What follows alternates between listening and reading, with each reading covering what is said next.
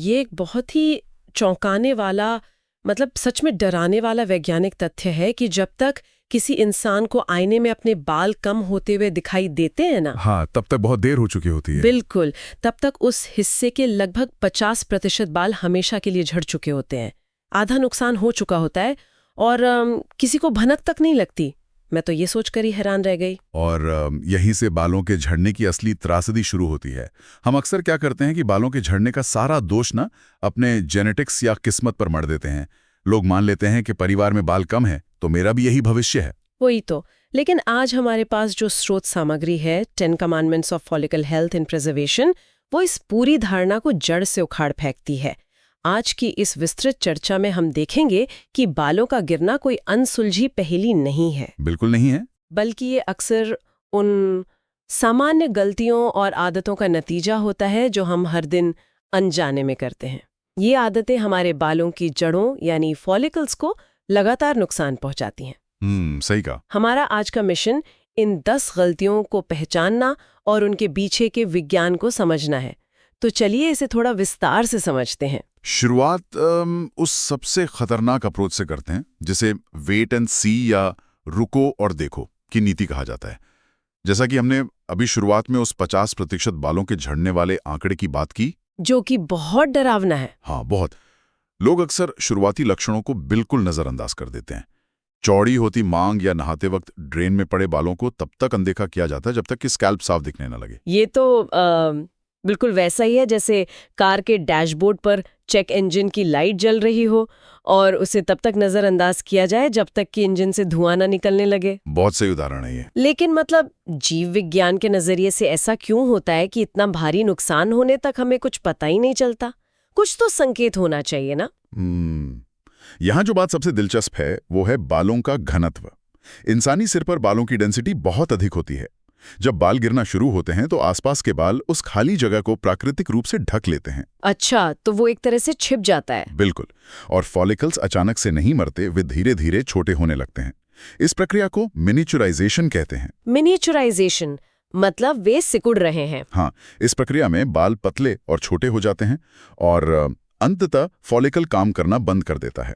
जब तक हमारी नजर में यह कमी आती है तब तक बहुत देर हो चुकी होती है। इसीलिए सबसे पहला कदम यही है कि शुरुआती लक्षण दिखते ही डर्मेटोलॉजिस्ट से सही निदान करवाया जाए। और यहीं पर लोग एक और बहुत बड़ा जाल बुन लेते हैं, जो कि हमारी लिस्ट में अगली गलती है। बिना असल कारण जाने खुद ही अपना इलाज शुरू कर देना। अरे हाँ, ये तो बहुत आम है। स्रोत सामग्री में इस बात पर बहुत जोर दिया गया है। लोग इंटरनेट पर कोई चमत्कारी सीरम देखते हैं और उसे लगाना शुरू कर देते हैं। मान लीजिए किसी के बाल थायराइड की समस्या या न्यूट्रिशनल कमी की वजह से झड़ रहे हैं और वो इंसान इंटरनेट से कोई महंगा DHT ब्लॉकर खरीदकर इस्तेमाल कर रहा है। ये तो पूरी तरह से बेईमानी है। लेकिन यहाँ एक सवाल है, ये DHT आखिर है क्या?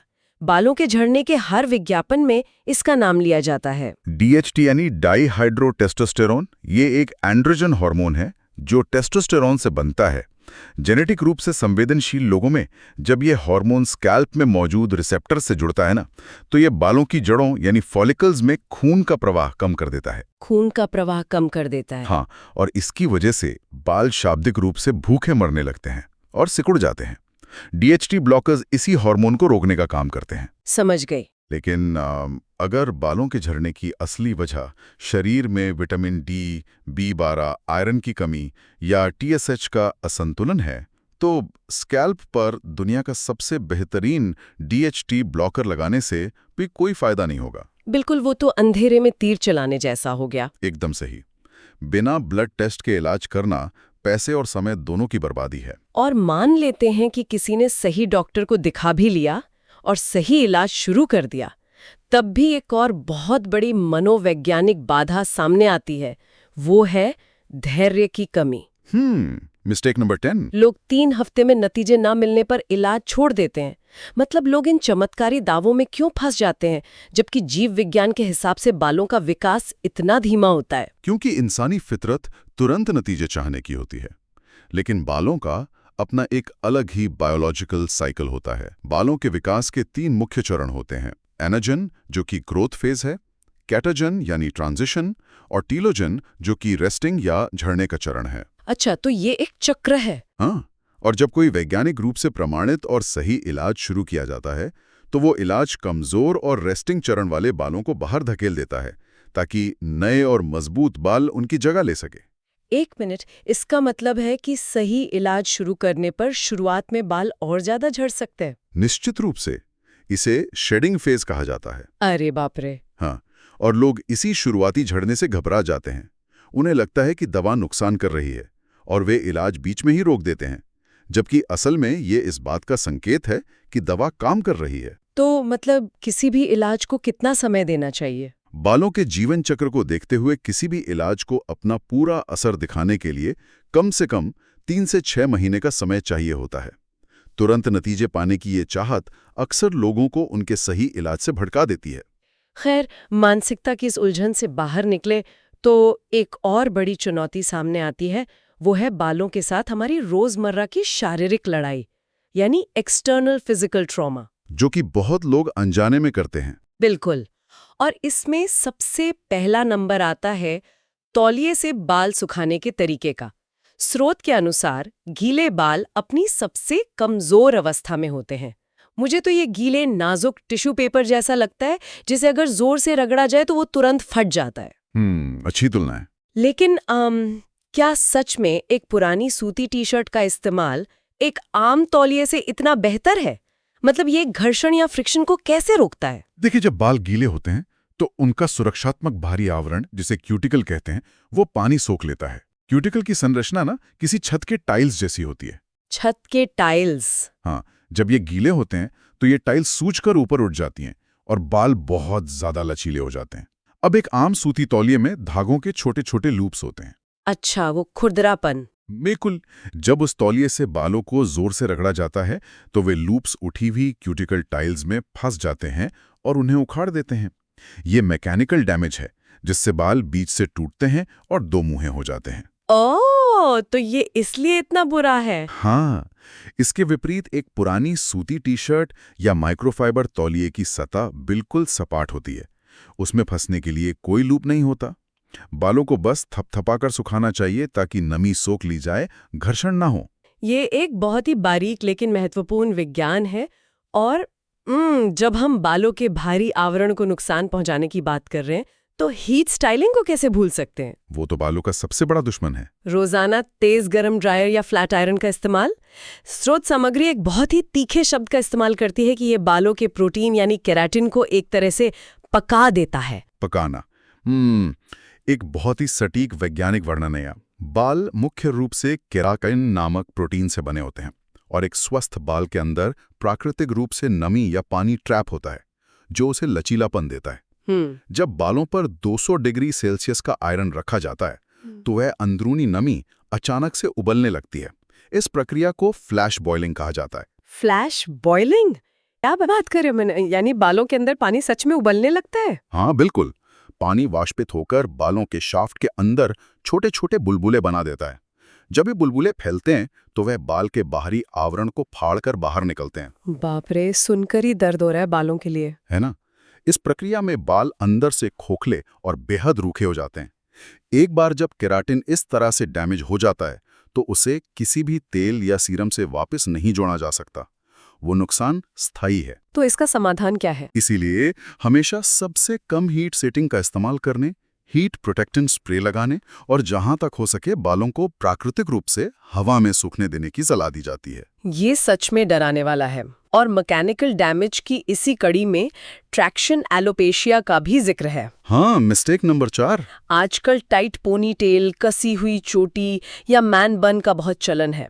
बालों को लगातार एक ही दिशा में कसकर खींचना जड़ों के लिए कितना खतरनाक हो सकता है? ट्रैक्शन का सीधा मतलब है तनाव या खिंचाव। जब बालों को लगातार और मजबूती से पीछे की तरफ खींचा जाता है तो फॉलिकल पर निरंतर दबाव पड़ता है। शरीर इस खिंचाव को एक आघात के रूप में लेता है, एक ट्रॉमा की तरह। हाँ, एक ट्रॉमा, जिससे जड़ों के पास सूजन या इन्फ्लेमेशन पैदा हो जाती है। शुरुआत में ये स्कैल्प में दर्द या छोटे दानों के रूप में दिख सकता है, लेकिन अगर ये तनाव महीनों या सालों तक बना रहे ना तो फॉलिकल पूरी तरह से नष्ट हो जाता है और उसकी जगह स्कार टिश्यू बन जाता है। स्कार टिश्यू मतलब वहां निशान पड़ जाता है? बिल्कुल। और वहां से बाल दोबारा कभी नहीं उग सकते। ये एक स्थायी नुकसान है जिसे सिर्फ बालों को ढीला रखकर और सिल्क या सैटिन की स्क्रंचीज का इस्तेमाल करके आसानी से रोका जा सकता है। यहाँ पर बात सच में बहुत दिलचस्प हो जाती है, क्योंकि हमने बालों के शाफ्ट को टूटने से बचाने की बात तो कर ली, लेकिन हमें उस जगह पर भी ध्यान देना होगा जहां से वे उगते हैं, यानी स्कैल्प का वातावरण, जो कि सबसे जरूरी हिस्सा है। ये तो ऐसा ही है कि अगर एक शानदार बगीचा चाहिए तो सिर्फ पत्तों पर पानी छिड़कने से काम नहीं चलेगा। मिट्टी का स्वस्थ होना भी उतना ही जरूरी है। बिल्कुल। स्रोत सामग्री स्कैल्प निग्लेक्ट को बालों के गिरने का एक प्रमुख कारण मानती है। स्कैल्प असल में वो मिट्टी है जहां बालों की जड़ें मौजूद हैं। रोजमर्रा की जिंदगी में हमारे स्कैल्प पर प्राकृतिक तेल, जिसे सीबम कहते हैं, पसीना, धूल, हेयर प्रोडक्ट्स के अवशेष और डेड स्किन सेल्स जमा होते रहते हैं। जो कि बहुत सामान्य है। हाँ, लेकिन अगर इन्हें नियमित रूप से और सही तरीके से साफ न किया जाए तो ये रोम छिद्रों यानी फॉलिकल्स के मुंह को पूरी तरह से ब्लॉक कर देते हैं। जब फॉलिकल बंद हो जाता है तो वहां बैक्टीरिया पनपने लगते हैं और माइक्रो इन्फ्लेमेशन शुरू हो जाती है। और ये सूजन फिर बालों को नुकसान पहुंचाती है। हाँ, ये सूजन एक तरह से बालों के विकास के रास्ते को बंद कर देती है। इसके अलावा स्कैल्प पर DHT के अवशेष भी जमा हो सकते हैं। इसीलिए नियमित धुलाई के साथ साथ साप्ताहिक स्कैल्प एक्सफोलिएशन या किसी अच्छे क्लैरिफाइंग शैम्पू का इस्तेमाल करना जरूरी है, ताकि फॉलिकल्स को सांस लेने की जगह मिल सके। बिल्कुल सही। लेकिन जब स्कैल्प को साफ करने की बात आती है तो स्रोत एक ऐसी आदत को गलत बताता है जिसे हम में से ज्यादातर लोग बहुत पसंद करते हैं। मैं समझ रहा हूं आप किसकी बात कर रही हैं। बहुत गर्म पानी से नहाना। मैं यहाँ थोड़ा विरोध करना चाहूंगी। एक दिन भर की थकान के बाद गर्म पानी का शावर मांसपेशियों के लिए बहुत आरामदायक होता है। ये बालों के लिए इतना भयानक कैसे हो सकता है? अगर हम इसे बड़े पर्सपेक्टिव से जोड़कर देखें ना, तो समझ आता है कि जो गर्माहट मांसपेशियों को आराम देती है वो स्कैल्प के डेलिकेट इकोसिस्टम को कैसे तबाह करती रही है। स्कैल्प की त्वचा बहुत संवेदनशील होती है। बहुत गर्म पानी स्कैल्प से उसके प्राकृतिक सुरक्षात्मक तेल सीबम को पूरी तरह से धो देता है। जब सीबम अचानक से खत्म हो जाता है तो स्कैल्प अत्यधिक सूखी हो जाती है। तो इससे बाल रूखे हो जाते हैं। रूखे तो होते ही हैं, लेकिन अब शरीर एक बहुत ही दिलचस्प प्रतिक्रिया देता है। सूखेपन से बचने के लिए वो पैनिक मोड में चला जाता है और पहले से कहीं ज्यादा सीबम का उत्पादन शुरू कर देता है। अरे, तो गर्म पानी असल में स्कैल्प को ज्यादा ऑयली बना देता है। बिल्कुल। और ये अतिरिक्त तेल वापस से फॉलिकल्स को बंद कर देता है और इन्फ्लेमेशन का चक्र फिर से शुरू हो जाता है। गर्म पानी बालों की क्यूटिकल्स को भी खोल देता है, जिससे बाल उलझते हैं और टूटते हैं। तो सही तरीका क्या है धोने का? बालों को धोने का सही तरीका ये है कि हमेशा गुनगुने पानी का इस्तेमाल किया जाए, और जब शावर खत्म होने वाला हो तो अंत में ठंडे पानी का एक छींटा स्कैल्प और बालों पर मार लेना चाहिए। ठंडे पानी का छींटा? वो क्यों? ठंडा पानी खुले हुए क्यूटिकल्स को वापस सिकोड़कर सील कर देता है, नमी को अंदर लॉक कर देता है और बालों में चमक लाता है। ये एक बहुत ही व्यवहारिक विज्ञान है जिसे आजमाया जा सकता है। तो हमने बाहरी वातावरण, स्कैल्प की मिट्टी और मैकेनिकल डैमेज को समझ लिया। हाँ, लेकिन स्रोत सामग्री इस बात पर जोर देती है कि अगर शरीर के अंदरूनी इंजन को सही ईंधन नहीं मिल रहा है तो बाहर किए गए सारे प्रयास बेकार हो जाएंगे। ये सबसे महत्वपूर्ण पॉइंट है। उत्तक है, मतलब नॉन एसेंशियल। बिल्कुल। तो क्या शरीर मूल रूप से बालों को किसी बजट संकट के दौरान एक लग्जरी आइटम की तरह मानता है कि जब संसाधनों की कमी होगी तो शरीर सबसे पहले बालों की फंडिंग काट देगा? ये एक बहुत ही महत्वपूर्ण सवाल खड़ा करता है, और आपका वो लग्जरी आइटम वाला उदाहरण शरीर के काम करने के तरीके को बिल्कुल सही ढंग से समझाता है। मानव शरीर का प्राथमिक लक्ष्य है किसी भी तरह जीवित रहना। सर्वाइवल। हाँ, हृदय, फेफड़े, लिवर, मस्तिष्क, ये अंग अस्तित्व के लिए जरूरी हैं। बाल विकासात्मक दृष्टिकोण से हमारे जीवित रहने के लिए आवश्यक नहीं है। जब शरीर में आवश्यक पोषक तत्वों जैसे प्रोटीन, आयरन, जिंक या बायोटीन की कमी होती है ना, तो शरीर क्या करता है? तो शरीर का ब्लड सर्कुलेशन एक इकोनॉमी की तरह काम करता है। वो स्मार्ट मैनेजर की तरह बचे हुए सीमित पोषक तत्वों को तुरंत महत्वपूर्ण अंगों की तरफ मोड़ देता है और बालों के फॉलिकल्स की सप्लाई लाइन पूरी तरह काट देता है। बाप रे! तो जब तक अंदरूनी सप्लाई पूरी तरह से बहाल नहीं होगी, बाहर से कोई भी तेल या सीरम काम नहीं करेगा। बिल्कुल नहीं। स्रोत में विशेष रूप से कम आयरन और खास तौर पर फेरिटिन का जिक्र है, जो बालों के पतले होने का एक बहुत बड़ा कारण है। फेरिटिन? वो प्रोटीन है जो शरीर में आयरन को स्टोर करके रखता है। बालों की कोशिकाओं को तेजी से विभाजित होने और बढ़ने के लिए भारी मात्रा में आयरन की आवश्यकता होती है। जब फेरेटिन का स्तर गिरता है तो बालों का विकास चक्र तुरंत धीमा पड़ जाता है। बाल पतले होने लगते हैं और अपनी मजबूती खो देते हैं। इसीलिए संतुलित आहार लेना सबसे अहम है। और हम इस बजट संकट को सिर्फ खराब खानपान ही नहीं बल्कि तनाव भी ट्रिगर करता है। तनाव का कुप्रबंधन यानी मिसमैनेजिंग स्ट्रेस इस लिस्ट में एक बड़ी गलती है। मुझे लगता है कि आज की तेज रफ्तार दुनिया में क्रॉनिक स्ट्रेस हर दूसरे इंसान की कहानी है। सच कहा। जब इंसान लगातार तनाव में रहता है तो शरीर फाइट या फ्लाइट मोड में फंस जाता है। इस स्थिति में शरीर भारी मात्रा में कॉर्टिजोल नाम का स्ट्रेस हार्मोन रिलीज करता है। कॉर्टिजोल, हाँ, इसके बारे में बहुत सुना है। कॉर्टिजोल का ये लगातार उच्च स्तर नर्वस सिस्टम को संकेत देता है कि शरीर किसी खतरे में है। और जैसा कि हमने पहले बात की, खतरे के समय शरीर गैर जरूरी काम रोक देता है, तो वो बालों का झड़ना शुरू कर देता है। हाँ, ये हार्मोन बालों के फॉलिकल्स को समय से पहले उनके ग्रोथ चरण से निकालकर सीधे रेस्टिंग यानी टीलोजन चरण में धकेल देता है। एक मिनट, क्या इसी मेडिकल कंडीशन को टीलोजन एफ्लूवियम कहा जाता है? हाँ, बिल्कुल यही है वो। इस स्थिति में लोग अचानक से अपने तकिए पर नहाते समय या कंघी करते वक्त बालों के बड़े बड़े गुच्छे गिरते हुए देखते हैं। ये तो बहुत डरावना अनुभव होता होगा। बहुत ज्यादा। लेकिन ये इस बात का प्रत्यक्ष प्रमाण है कि हमारा नर्वस सिस्टम और बालों का स्वास्थ्य कितनी गहराई से जुड़े हुए हैं। इसका समाधान कोई बाहरी प्रोडक्ट नहीं है, बल्कि जीवन शैली में बदलाव है। जैसे कि क्या? मेडिटेशन, नियमित व्यायाम और 7 से 8 घंटे की गहरी नींद, ये चीजें कॉर्टिसोल के स्तर को नीचे लाती हैं, नर्वस सिस्टम को शांत करती हैं और बालों के चक्र को वापस उसकी सामान्य ग्रोथ अवस्था में लौटने का संकेत देती हैं। तो इन सब बातों का असली मतलब क्या है? आज की इस लंबी चर्चा से एक बात तो पूरी तरह साफ हो जाती है कि हमने जिन गलतियों पर बात की, चाहे वो शुरुआती लक्षणों से इनकार करना हो या बिना सोचे समझे इंटरनेट से इलाज खोजना हो, हाँ, या जल्दबाजी में ट्रीटमेंट छोड़ना हो, तौलिए का गलत इस्तेमाल, बालों को आग पर पकाना, जड़ों को लगातार खींचना, स्कैल्प को गंदा छोड़ना, उबलते पानी से नहाना, बिल्कुल, पोषण की कमी या फिर हावी होता हुआ तनाव, ये सभी चीजें कहीं ना कहीं रोजमर्रा की आदतें हैं जिन्हें बदला जा सकता है। बालों का स्वास्थ्य केवल किस्मत नहीं है, बल्कि सही वैज्ञानिक फैसलों का परिणाम है। बिल्कुल सही निष्कर्ष है। बालों की देखभाल कोई ऐसा काम नहीं है जिसे एक दिन कर लिया और भूल गए। ये एक निरंतर चलने वाली प्रक्रिया है। इसमें जीव विज्ञान की समझ और आदतों में बदलाव दोनों की जरूरत होती है।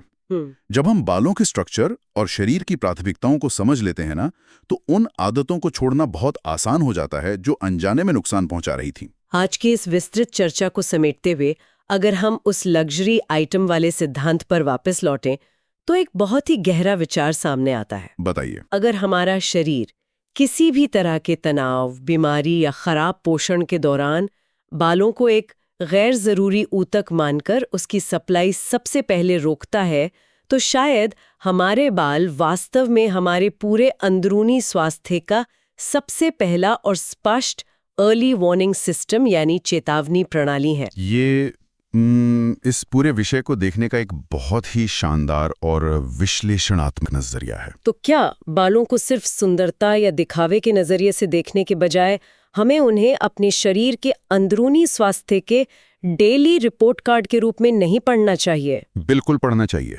शायद वे झड़ते हुए बाल हमें बता रहे हैं कि अंदर कुछ है, कोई तनाव, कोई कमी, जिस पर ध्यान देने की सख्त जरूरत है, इससे पहले कि वो समस्या किसी और बड़ी बीमारी का रूप ले ले। इसी विचार के साथ हम आज की इस चर्चा को यहीं विराम देते हैं। सोचने के लिए बहुत कुछ है।